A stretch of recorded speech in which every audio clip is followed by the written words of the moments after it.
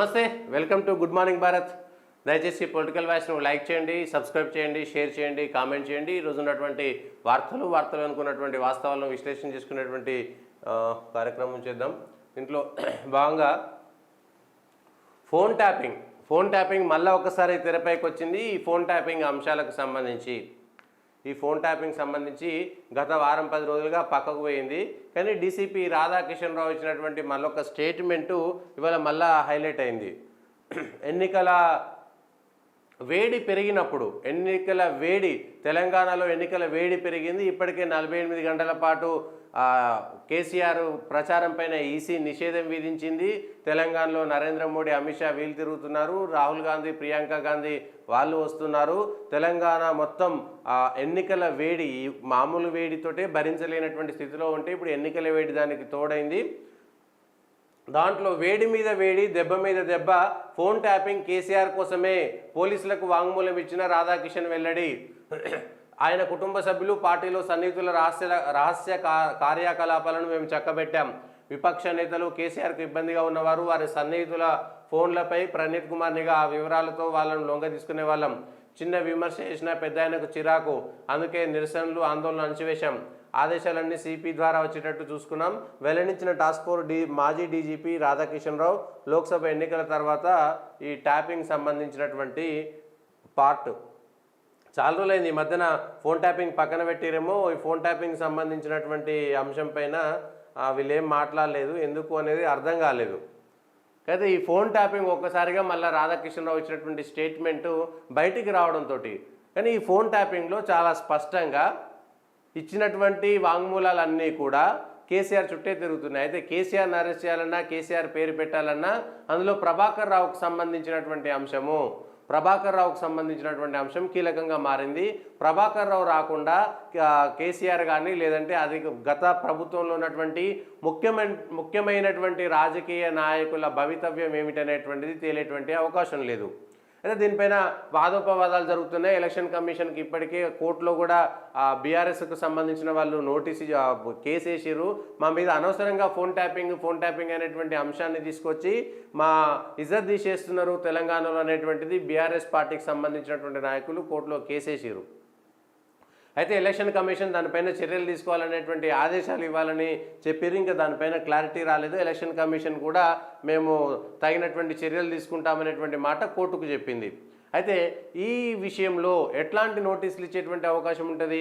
ఎందుకంటే డీసీపీ రాధాకిషన్ రావు ఇచ్చినటువంటి స్టేట్మెంట్ దానికి అనుగుణంగానే ప్రతిపక్షాలకు సంబంధించినటువంటి వాళ్ళు, లేదంటే అధికారంలో ఉన్నటువంటి కాంగ్రెస్ కానీ, బీజేపీ కానీ బీఆర్ఎస్ పార్టీ పైన, కేసీఆర్ పైన ఒక ఆరోపణలు చేస్తున్నాయి. దానికి మూలం ఎవరు అంటే రాధాకిషన్ రావు ఇచ్చినటువంటి స్టేట్మెంట్. గతంలో ఇచ్చినటువంటి స్టేట్మెంట్ కానీ, ఇప్పుడు ఇచ్చినటువంటి స్టేట్మెంట్లో కానీ, అంతకుముందు రాజపుష్ప మీద కానీ, వెంకట్రామరెడ్డికి సంబంధించిన డబ్బుల విషయంలో కేసీఆర్ చెప్తూనే చేశామనేటువంటి ఒక స్టేట్మెంట్ ఆధారంగానే విమర్శలు వస్తున్నాయి. కాబట్టి దానిపైన ఎన్నికల కమిషన్ ఎటువంటి చర్యలు తీసుకుంటుందో చూడాలి. ఎందుకంటే లేకపోతే కష్టం. ఏదో బట్టగాల్చి మీదేసినట్టుగా లేదు. రాధాకిషన్ రావు ఇచ్చినటువంటి దానిపైనే ఉంది ఫోన్ ట్యాపింగ్. రాధాకిషన్ రావును ప్రభాకర్ రావు ద్వారా 2015లో నాకు ఎస్పీగా పదోన్నతి లభించింది. తర్వాత హైదరాబాద్లోని టాస్క్ ఫోర్స్ డీసీపీగా నియమించారు. ఎందుకంటే అప్పటి సీఎం కేసీఆర్ పార్టీ సంబంధిత కార్యకలాపాలను చక్కబెట్టడానికి, హైదరాబాద్ను క్రమంగా టీఆర్ఎస్ అదుపులోకి తెచ్చుకోవడానికి ఒక నమ్మకమైన అధికారిని నియమించాలనుకున్నారు. City police DCP task force చాలా కీలక పాత్ర పోషిస్తారు కాబట్టి తన సామాజిక వర్గానికి చెందిన నమ్మదగ్గ వ్యక్తిని నియమించుకోవాలని ఆయన భావించారు. నా నియామకంలో నాటి ఎస్ఐబి చీఫ్ ప్రభాకర్ రావు ప్రధాన పాత్ర పోషించారని రాధాకిషన్ రావు తన వాంగ్మూలంలో పేర్కొన్నారు. ఎవరికి అనుమానం రాకుండా ఒక పద్ధతి ప్రకారం సీఎం కేసీఆర్ ఆయన కుటుంబ సభ్యుల కోసం ఎలా పనిచేసింది సవివరంగా తెలిపారు. వారికి కావాల్సిందేంటో నేను అర్థం చేసుకుని సిటీ టాస్క్ ఫోర్స్లో పనిచేశాను. కేసీఆర్, ఆయన కుటుంబ సభ్యులు, పార్టీలో కేసీఆర్కు అత్యంత సన్నిహితులైన కొందరి రహస్య కార్యకలాపాలన్నింటినీ చక్కబెట్టేవాడిని. అందులో భాగంగా సివిల్ తగాదాల సెటిల్మెంట్లు, టీఆర్ఎస్ పార్టీకి, కేసీఆర్కు, ఆయన కుటుంబ సభ్యులకు ఇబ్బంది కలిగించే వ్యక్తులను బెదిరించడం, లొంగ తీసుకోవడం, మా దారికి తీసుకురావడం వంటి పనులు చేసేవాడిని అని రాధాకిషన్ రావు వాంగ్మూలంలో స్పష్టం చేశారు. తాను టాస్క్ ఫోర్స్ డీసీపీగా బాధ్యతలు స్వీకరించి ఎస్ఐబిలో ఇన్స్పెక్టర్ ప్రణీత్ రావు 2023లో డీఎస్పీగా యాక్సిలరీ పదోన్నతి పొందారు. స్పెషల్ టీంని ఏర్పాటు చేశాము. ఎస్ఐబి చీఫ్ ప్రభాకర్ రావు తనకు తెలిపినట్లు రాధాకిషన్ రావు వివరించారు. ప్రతిపక్ష నేతల ఫోన్లపైన నాటి సీఎం కేసీఆర్ టీఆర్ఎస్కు రాజకీయంగా ఇబ్బంది కలిగించేటువంటి వాళ్ళపైన కూడా కమిషనర్ ద్వారా కొన్నిసార్లు నేనే అలాంటి సమాచారాన్ని కమిషనర్ ద్వారా పంపాల్సిందిగా వారిని కోరేవాడు. ఎందుకంటే కమిషనర్ ద్వారా రాకపోతే మళ్ళా, ఎందుకంటే పద్ధతి ప్రకారం పోవాలి, పోలీస్ డిపార్ట్మెంట్ కాబట్టి హైరార్కీ ఉంటుంది, డైరెక్ట్గా కింది స్థాయి అధికారులు నిర్ణయాలు తీసుకోలేరు కాబట్టి ప్రతి విషయాన్ని కమిషనర్ ద్వారా తీసుకురావాలనేటువంటి అంశాన్ని సూచించారు. ఎవరికి అనుమానం రాకుండా కొన్నిసార్లు నేనే అలాంటి సమాచారాన్ని కమిషనర్ ద్వారా పంపాల్సిందిగా వారిని కోరేవాడినని, కొన్నిసార్లు మరీ ముఖ్యమైన పనులకు మా ప్రణాళిక ప్రకారం సీఎం నుంచి కానీ ఎస్ఐబి చీఫ్ నుంచి కానీ సమాచారం కమిషనర్కు వచ్చేది. ఆయన దాన్ని సాధారణంగా నాకు అప్పగించేవారు. నేను కమిషనర్ ఆదేశాల మేరకే పనిచేస్తున్నట్టుగా కనిపించేందుకు, ఇతరులకు ఎలాంటి అనవసరమైన అనుమానాలు రాకుండా ఉండేందుకు అలా చేసేవాళ్ళం అని రాధాకిషన్ రావు వివరించారు.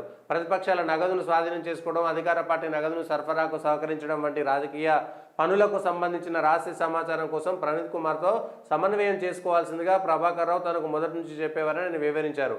సో పూసగుచ్చినట్టుగా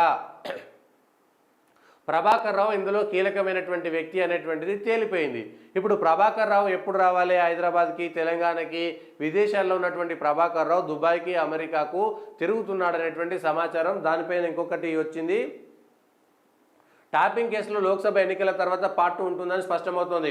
గత నెలలో భుజంగరావు, తిరుపతన్న, ప్రణీత్ రావు, రాధాకిషన్ల కస్టడీకి విచారణ పూర్తయ్యేందుకు వీరి వాంగ్మూలంలో పలువురు బీఆర్ఎస్ నేతల పేర్లు వెలుగులోకి వచ్చాయి. కేసీఆర్, రాధాకిషన్ ఏకంగా తన వాంగ్మూలంలో కేసీఆర్ పేరును పదే ప్రస్తావించారు. ఈ నేపథ్యంలో లోక్సభ ఎన్నికల తర్వాత ఈ కేసు రాజకీయ కోణంలో ముందుకు సాగే సూచనలు కనిపిస్తున్నాయి. ఈ విషయంలో ఇప్పటిదాకా ప్రభాకర్ రావును తీసుకురావడంలో రాష్ట్ర ప్రభుత్వం కానీ, సర్కారులో ఉన్నటువంటి ఈ సిట్ కానీ ఎందుకు ప్రత్యేకమైనటువంటి చర్యలు తీసుకోలేదు? ప్రభాకర్ రావును కాపాడుతున్నదా కాంగ్రెస్ పార్టీ అనేటువంటి అనుమానాలకు తావిస్తున్నది. కాబట్టి ప్రభాకర్ రావును తీసుకురావడానికి ఎందుకు ఆలస్యం జరుగుతున్నది? 2018లో అసెంబ్లీ ఎన్నికల ముందే మొదలైందని, 2019 లోక్సభ ఎన్నికలతో పాటు దుబ్బాక, హుజూరాబాద్, మునుగోడు ఉప ఎన్నికల్లో కూడా కొనసాగిందని, అన్నేళ్ల అనుభవంతో 2023 నాటికి తమ పనితీరు అత్యంత సమర్థవంతంగా తయారైందన్నారు. అప్పటి సీఎం కేసీఆర్ పూర్తి మద్దతుతో 2020లో ప్రభాకర్ రావు మళ్ళీ ఎస్ఐబి చీఫ్ ఆపరేషన్స్గా పదవీ విరమణ తర్వాత ఇంటెలిజెన్స్ చీఫ్గా నియమితులైనట్టు రాధాకిషన్ రావు పేర్కొన్నారు. అడిషనల్ ఎస్పీ భుజంగరావుకు ప్రగతి భవన్లో సీఎంను కలిసే అవకాశం, ఇలాంటి సమాచారాన్ని సీఎంకు అందించేటువంటి అవకాశం ఉండేది. సో క్లియర్ కట్గా సీఎం కేసీఆర్ అప్పుడున్నటువంటి కొంతమంది అధికారులను ఎంచుకొని వాళ్ళ ద్వారా ఈ పనులన్నీ చక్కబెట్టుకున్నారనేటువంటిది రాధాకిషన్ రావు ఇచ్చినటువంటి స్టేట్మెంట్ ఆధారంగా వస్తున్నటువంటి వివరాలు. ఇప్పుడు ఆ స్టేట్మెంట్ విషయంలో బీఆర్ఎస్ పార్టీ ఏం చెప్తుంది? ఫోన్ ట్యాపింగ్ అనేటువంటి అంశము, ఫోన్ ట్యాపింగ్ అనేటువంటిది అదేంటి? అధికారంలో ఉన్నటువంటి వాళ్ళు ఫోన్ ట్యాపింగ్ చేస్తారంటే రాజకీయ నాయకులకు సంబంధించినటువంటి వ్యక్తిగతమైనటువంటి సంభాషణలు, కొంతమంది రిపోర్టర్లు, కొంతమంది లాయర్లు, లేదంటే కేసీఆర్ కొంతమందిని దృష్టి పెట్టుకొని ఎంచుకొని చేసినటువంటి దాంట్లో కేసీఆర్ ఇవాళ ఇరుక్కుపోయారు. ఇప్పటిదాకా ఈ లోక్సభ ఎన్నికల్లో మొదట ఈ కాళేశ్వరం తర్వాత ఫోన్ ట్యాపింగ్ అనేటువంటి అంశం వచ్చింది. ఇప్పుడు ఫోన్ ట్యాపింగ్ ఒక వారం 10 రోజుల నుంచి నడుస్తలేదు, కానీ ఇప్పుడు మళ్ళా తెర మీదకి వచ్చింది ఫోన్ ట్యాపింగ్ అనేటువంటి అంశం. తెలంగాణలో రిజర్వేషన్స్ అవన్నీ ఎన్నికల అజెండా నుంచి పోయి మళ్ళీ ఫోన్ ట్యాపింగ్ అనేటువంటి అంశమే వస్తుంది. అయితే ఇప్పటికిప్పుడు కేసీఆర్ని కానీ, లేదంటే అప్పుడున్నటువంటి అధికారులు, నాయకులకు సంబంధించి ఏది జరగాలన్నా ప్రభాకర్ రావు చుట్టే తిరుగుతుంది. ప్రభాకర్ రావు కీలకం. ప్రభాకర్ రావును అదుపులోకి తీసుకుంటే, అరెస్టు చేస్తేనే కానీ మిగిలినటువంటి వాళ్ళు, ఆ పైన ఉండేటువంటి వాళ్లకు సంబంధించి, ఎందుకంటే డీసీపీ రాధాకిషన్ రావు ఇచ్చినటువంటి ఆ వాంగ్మూలం అనేటువంటిది ప్రభాకర్ రావు ద్వారా, ఆయన ఆదేశాల ద్వారా, ఆయన ద్వారానే జరిగిందనేటువంటిది వచ్చింది. అయితే ఇదంతా కేసీఆర్ మిగిలిన నాయకులకు తెలుసు కాబట్టి ప్రభాకర్ రావు అనేటువంటి వ్యక్తి ఇంటెలిజెన్స్ చీఫ్గా మిగిలినటువంటి అంశాలు ఎస్ఐబిలో ఉన్నాడు కాబట్టి ఆయన ఇచ్చేటువంటి కన్ఫెషన్ స్టేట్మెంట్ ఆధారంగా ఆ తర్వాత ఉండేటువంటి రాజకీయ నాయకులకు నోటీసులు కానీ, అరెస్టులు కానీ జరిగేటువంటి అవకాశం ఉంది.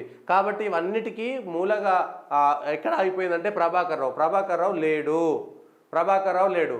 ఇప్పటి వరకు ఆయన ఎన్నడూ కలవలేదు. ప్రభాకర్ రావుతో నాకు సంబంధం లేదు. ఇదంతా పోయి మళ్ళీ ఇప్పుడు ఏమైందంటే కరీంనగర్ ఎన్నికల చుట్టూ తిరిగింది.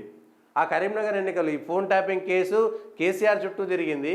కేసీఆర్కి సంబంధించినటువంటి కుటుంబ సభ్యులు, లేకపోతే వాళ్ళకు ముఖ్యమైనటువంటి నాయకులు ఉన్నారనుకున్నారు. నిన్న బండి సంజయ్ ఒక కీలకమైనటువంటి విషయాన్ని చెప్పాడు. కేసీఆర్కు ఎందుకు నోటీసులు ఇవ్వరు? ట్యాపింగ్ కేసులో స్పష్టంగా ఆయన పాత్ర, ఇది రాధాకిషన్ రావు స్టేట్మెంట్లో ఉంది. కేసీఆర్ను కాపాడేందుకు మంత్రి చీకటి ఒప్పందం అనేటువంటి విషయాన్ని చెప్పాడు. దీనికి సంబంధించి అశోక్ రావు అనేటువంటి వ్యక్తి ఇప్పుడు మళ్ళా కొత్తగా తెర మీదకి వచ్చిండు. ఈ అశోక్ రావు ఎవరు, ఈ అంశం ఏమిటి అనేటువంటిది కూడా తెలియాల్సి ఉంటుంది. బండి సంజయ్ సంచలన ఆరోపణలు చేశారు. కేసీఆర్ కుటుంబాన్ని కాపాడేందుకు ఆయన చీకటి ఒప్పందం చేసుకున్నారని కరీంనగర్ జిల్లాకు చెందిన ఒక మంత్రి, అయితే ఇది డైరెక్ట్గా ఒక మంత్రి అనేటువంటి కరీంనగర్ జిల్లాలో ఉన్నటువంటి మంత్రులు ఇద్దరు, ఒకటి శ్రీధర్ బాబు, పాత కరీంనగర్ జిల్లాలో శ్రీధర్ బాబు, పొన్నం ప్రభాకర్, వీళ్ళిద్దరికి సంబంధించినటువంటి అంశమే. ఈ ఇద్దరిలో ఎవరు అనేటువంటిది తెలిసిపోతుంది. కాంగ్రెస్ అభ్యర్థులకు ఇంటెలిజెన్స్ మాజీ చీఫ్ ప్రభాకర్ రావే నిధులు ఇటీవల అసెంబ్లీ ఎన్నికల సందర్భంగా మళ్ళా కొత్త ఆరోపణ, కాంగ్రెస్ వాళ్లకు కూడా ప్రభాకర్ రావే డబ్బులు ఇచ్చాడనేటువంటిది బండి సంజయ్ చేసినటువంటి కొత్త ఆరోపణ. ప్రస్తుత చీఫ్ ప్రభాకర్ రావు నిధులు సమకూర్చారని, ప్రస్తుతం కేబినెట్లో ఉన్న కరీంనగర్ జిల్లా మంత్రి ఇందులో మధ్యవర్తిగా వ్యవహరించారని పేర్కొన్నారు. సీఎం రేవంత్ రెడ్డికి తెలియకుండా సదరు మంత్రి బీఆర్ఎస్ నాయకత్వంతో చీకటి ఒప్పందం చేసుకుని ఈ వ్యవహారం నడిపారని చెప్పారు. గురువారం బీజేపీ కార్యాలయంలో మాట్లాడుతూ, ఫోన్ ట్యాపింగ్ కేసులో ప్రధాన నిందితుడైన ప్రభాకర్ రావు మీ పార్టీ నాయకులకు నిధులు ఇచ్చిన విషయం మీకు తెలుసా? కేసీఆర్ ఆదేశాల మేరకే ట్యాపింగ్ చేసినట్లు ప్రధాన నిందితుల్లో ఒకరైన రాధాకిషన్ రావు తన స్టేట్మెంట్లో స్పష్టం చేశారు. ఆ విషయాలను ఎందుకు బహిర్గతం చేయడం లేదు, ఎందుకు క్రిమినల్ చర్యలు చేపట్టడం లేదు, కేసీఆర్ కుటుంబంపై ఎందుకు చర్యలు తీసుకోవడం లేదు, కనీసం 41A నోటీసు ఎందుకు ఇవ్వడం లేదనేటువంటి కాంగ్రెస్ ప్రభుత్వాన్ని బండి సంజయ్ నిలదీశారు. రేవంత్, హరీష్ కూడా బాధితులే. ఇవన్నిటి కూడా ప్రభాకర్ రావు ప్లాన్ ప్రకారం అసెంబ్లీ ఎన్నికల్లో బీఆర్ఎస్ ఓడిపోబోతుందని, కాంగ్రెస్ అధికారంలోకి వచ్చే అవకాశం ఉందని నాటి ఇంటెలిజెన్స్ చీఫ్ ప్రభాకర్ రావు గుర్తించారని ఈ కొత్త కోణం, ఈ ఫోన్ ట్యాపింగ్లో వచ్చినటువంటి కొత్త కోణం ఒకటి, ఇది కరీంనగర్ కేంద్రంగా సాగుతున్నటువంటి అంశము. కాంగ్రెస్ ముఖ్య నేతలతో సన్నిహిత సంబంధాలు లేకపోతే ఇబ్బందులు వస్తాయని గుర్తించారని బండి సంజయ్ ప్రభాకర్ రావుతో పాటు రాధాకిషన్ రావు అసెంబ్లీ ఎన్నికల సందర్భంగా కరీంనగర్ వచ్చి ప్రతిమా హోటల్లో రూమ్ నెంబర్ 314లో రాధాకిషన్ రావు ఉన్నారు. హోటల్ బిల్లులు చెల్లించకుండా, రికార్డుల్లో పేరు నమోదు చేయించకుండా అక్కడే మకాం వేసి అవసరమైన వాళ్ళ ఫోన్లను ట్యాప్ చేయించారు. ప్రభాకర్ రావు వియంకుడు అశోక్ రావు కరీంనగర్ వాసి, ప్రస్తుతం కాంగ్రెస్ కరీంనగర్ ఎంపీ అభ్యర్థి వెలిచాల రాజేందర్ రావు ఆర్థిక వ్యవహారాలను చూసేది కూడా ఈ అశోక్ రావే. రాజేందర్ రావు ఉంటున్నది కూడా అశోక్ రావు ఇంట్లోనే అనేటువంటిది. ఇప్పుడు రాజేందర్ రావు చుట్టూ, కాంగ్రెస్ అభ్యర్థి చుట్టూ కూడా ఇవి తిరుగుతున్నాయి. ఈ అశోక్ రావు కరీంనగర్ జిల్లాకు చెందిన కేబినెట్ మంత్రి సీఎం రేవంత్కు పరిచయం చేయించారు. మరికొంతమంది సహచర మంత్రులు కల్పించారు.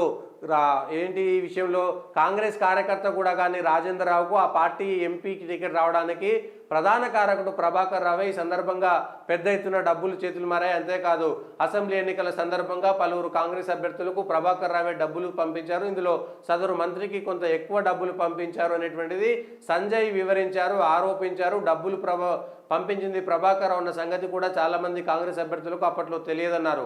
కాంగ్రెస్ నాయకులకు గల్లీ నుంచి ఢిల్లీ దాకా, జాతీయ స్థాయి నాయకులకు అమెరికా నుంచి డబ్బులు వచ్చి ఏర్పాట్లు చేశారు ప్రభాకర్ రావు. అందుకే సీఎం రేవంత్ ఎంత పోరాడినా తాను కరీంనగర్లో ప్రతిపాదించిన అభ్యర్థికి టికెట్ ఇప్పించుకోలేకపోయారని, సీఎం చెప్పిన అభ్యర్థికి టికెట్ రాలేదంటే భారీ ఎత్తున డబ్బులు చేతులు మారాయనేటువంటిది చెప్తున్నారు. కరీంనగర్లోని ప్రభాకర్ రావు వియాంకుడు అశోక్ రావు ఇంట్లో కాంగ్రెస్ అభ్యర్థి ఉంటున్నారని, అమెరికాలో అశోక్ రావు కూతురు ఇంట్లో ప్రభాకర్ రావు ఉంటున్నారని సంజయ్ తెలిపారు. ప్రభాకర్ రావుకి ఇంకా 10 ఏళ్ల వీసా గడువు ఉందని, ఆయన ఇప్పట్లో రారని, ఆయన రావద్దనే కాంగ్రెస్ నాయకులు కోరుకుంటున్నారని, ఫోన్ ట్యాపింగ్ కేసు నేపథ్యంలో ఎక్కడ నోటీసులు వస్తాయన్న భయంతో డబ్బులు తీసుకోవడానికి కరీంనగర్లో కాంగ్రెస్ స్థానిక నాయకులు భయపడుతున్నారన్నారు. ఫోన్ ట్యాపింగ్ 6 గ్యారంటీల అమలు అంశము, ఇప్పటికీ ఫోన్ ట్యాపింగ్ జరుగుతుంది. ఇది కొత్త కోణము. బండి సంజయ్ చెప్పినటువంటి అంశంలో కొత్త కోణము. అశోక్ రావు అనేటువంటి వ్యక్తి ద్వారా ప్రభాకర్ రావు వియంకుడు, అశోక్ రావు కరీంనగర్లో ఉంటాడు. ఆయన ద్వారా కాంగ్రెస్ నాయకులకు కూడా 2023 అసెంబ్లీ ఎన్నికల్లో డబ్బులు పంపించారనేటువంటి అంశాన్ని కొత్తగా లేవదీశారు. ఇప్పుడు ప్రభాకర్ రావు కూడా అశోక్ రావు కూతురు ఇంట్లో అమెరికాలో ఉంటున్నారనేటువంటి అంశం కూడా వచ్చింది. ఒకవేళ నిందితుడికి ఆశ్రయం ఇచ్చినందుకు వాళ్ళ మీద కూడా కేసులు అవుతాయి అనేటువంటిది ఒక అంశాన్ని పరిశీలించాల్సినటువంటి అవసరం ఉన్నది.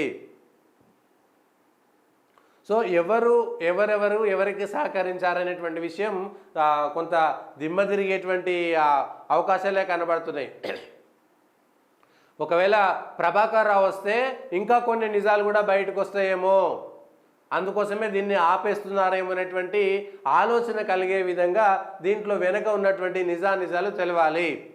కాంగ్రెస్కు సంబంధించినటువంటి నాయకులకు దీనికి సంబంధం ఉందా లేదా అనేటువంటిది కూడా రుజువు చేసుకోవాల్సినటువంటి కొత్త ఆరోపణ అనేటువంటిది. అయితే దీనికి ప్రభాకర్ రావుకు నాకు సంబంధం లేదని వెల్చాల రాజేంద్రరావు చెప్పాడు. ఇంటెలిజెన్స్ మాజీ చీఫ్ ప్రభాకర్ రావుతో తనకు ఎలాంటి సంబంధం లేదని కాంగ్రెస్ కరీంనగర్ ఎంపీ అభ్యర్థి వెల్చాల రాజేంద్రరావు చెప్పారు. గురువారం ఆయన కరీంనగర్లో విలేకరులతో మాట్లాడుతూ కరీంనగర్ కాంగ్రెస్ టికెట్ తనకు ఇప్పించేందుకు ప్రభాకర్ రావు డబ్బులు సమకూర్చాడని బండి సంజయ్ ఆరోపణలు హాస్యాస్పదన్నారు. తన మిత్రుడు అశోక్ రావుకు ప్రభాకర్ రావుకు వియంకుడని తను అశోక్ రావు ఇంటికి వెళ్లడం తప్ప అని ప్రశ్నించారు. ప్రభాకర్ రావుతో తనకు ఎలాంటి సంబంధం లేదని, తన జీవితంలో ఆయన ఏనాడు కలవడం లేదని, అశోక్ రావుకు తనకు 40 ఏళ్ల మంచి మిత్రుడని తెలిపారు. ఫోన్ ట్యాపింగ్ కేసులో పారదర్శకంగా విచారణ జరుగుతుందని, చట్టం తన పని తాను చేసుకుపోతుందని చెప్పాడు. 3 అంశాలు వచ్చేసినాయి ఇందులో. ఒకటి, కేసీఆర్ వల్ల అనేటువంటిది డీసీపీ రాధాకిషన్ రావు చెప్పింది కాబట్టి ఇప్పుడు ప్రభాకర్ రావు వచ్చేదాకా తెలియదు. ఇప్పుడు ఈ ప్రభాకర్ రావు వియంకుడు అశోక్ రావు ఎవరు? ఈ అశోక్ రావు ఈయన చెప్పినందుకే వెల్చాల రాజేంద్రరావుకు టికెట్ వచ్చిందా? ఈ అశోక్ రావు కూతురు ఇంట్లో ఇప్పుడు ప్రభాకర్ రావు అక్కడ తల దాచుకుంటున్నాడు అనేటువంటి విషయాలు కూడా రావాలి.